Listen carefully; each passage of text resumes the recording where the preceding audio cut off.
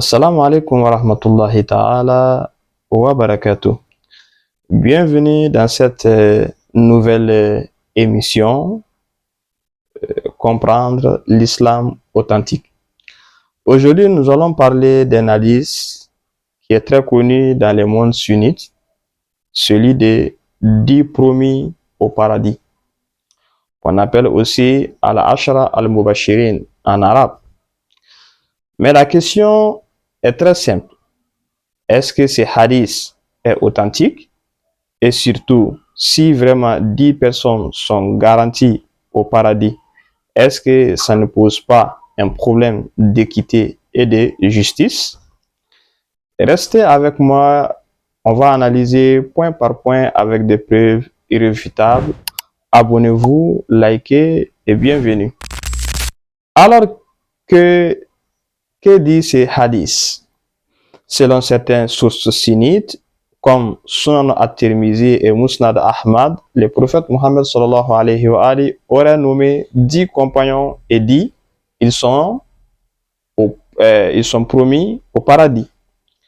Ces noms sont Abu Bakr, Umar, Ousmane, Ali, Talha, Zubair, Abdurrahman ibn Auf, Sa'd ibn Abi Waqas, Sa'd ibn Zayd et Abu Ubaida ibn Jarrah.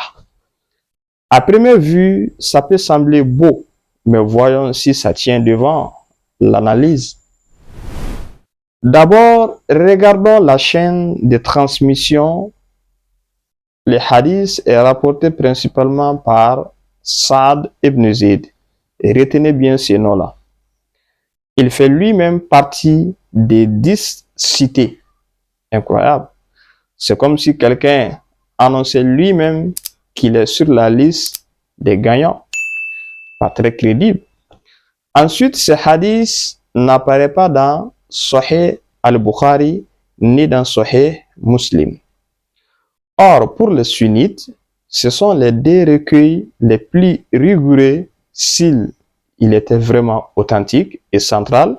Pourquoi Bukhari et Muslim ne l'ont pas inclus dans leur récit? Troisième point, les variantes changent selon les versions. Parfois, un nom est remplacé, parfois l'ordre diffère. Ça montre qu'il n'y a pas une version stable et fiable. Même Ibn Hajar al-Asqalani et al-Zahabi reconnaissent que la chaîne n'est pas unanimement authentique. Donc, il y a une contradiction. Passons maintenant au Saint-Coran. Allah subhanahu wa ta'ala nous dit clairement dans le Coran, je cite, « Et l'homme ne récoltera que ce qu'il a œuvré. » Sourate 53, verset 39. Et aussi, ce ne sont pas vos désirs, quiconque fait le mal sera rétribué. Sourate 4, verset 123. Autrement dit, le paradis se mérite par la foi et les actes, pas par une promesse automatique. Et attention, même les compagnons n'étaient pas tous garantis purs. Dans la sourate At-Tawbah, verset 101, Allah avertit qu'il y a des hypocrites parmi les Arabes proches de Médine. Alors, comment peut-on garantir à vie le paradis à des gens, quelle que soit leur fin de vie? Point d'interrogation. Dans les hadiths authentiques transmis par Ahlul Bayt alayhi salam, le prophète sallallahu alayhi wa alihi dit les gens seront jugés selon leur dernière action. Cela veut dire qu'une personne peut passer sa vie dans le bien, mais finir dans l'injustice et perdre le paradis à cause d'une mauvaise fin. Même dans l'histoire, ceux qui sont cités, Abu Bakr, Omar et les autres, à part Ali, les faits sont têtus. Donc, il faut aussi comprendre le contexte historique, comme je viens de le dire. Après la mort du prophète Mohammed sallallahu alayhi wa alihi, des tensions politiques ont secoué la communauté. Certains groupes, notamment sous les Umayyads, avaient intérêt à sanctifier certains compagnons. Un, pour légitimer leur pouvoir, éviter toute critique historique et créer une hiérarchie intouchables. Les 10 cités dans ces hadiths sont presque tous liés au clan dominant et au premier calife, ceux qui ont régné. Donc, cela ressemble donc à une fabrication politique, pas une révélation divine.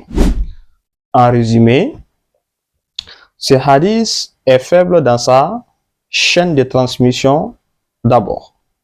Il y a une absence de recueils sunnites, absence de recueils sunnites les plus fiables, contradictoire avec le Coran, contradictoire avec la sunna authentique du prophète sallallahu alayhi wa alihi, selon Ahlul Bayt alayhim salam, et probablement forgé dans un contexte politique. En islam authentique, personne n'a un ticket garanti pour le paradis et les critères restent la foi sincère et la bonne action jusqu'au dernier souffle. Que Allah accorde la sincérité et la constance jusqu'à la fin. Pour finir, il y a des gens que le prophète de son vivant a clairement cité que eux, c'est pas parce qu'ils rentrent dans le paradis, mais c'est eux qui garantissent le paradis pour les autres. Je prends un exemple comme Imam al-Hussein et Imam al-Hassan est cité dans les hadiths qui sont connus, qui sont les jeunes gens du paradis. Fatima alayhi salam est citée comme la dame la plus majestueuse de toutes les femmes et croyantes. Donc, dans le paradis.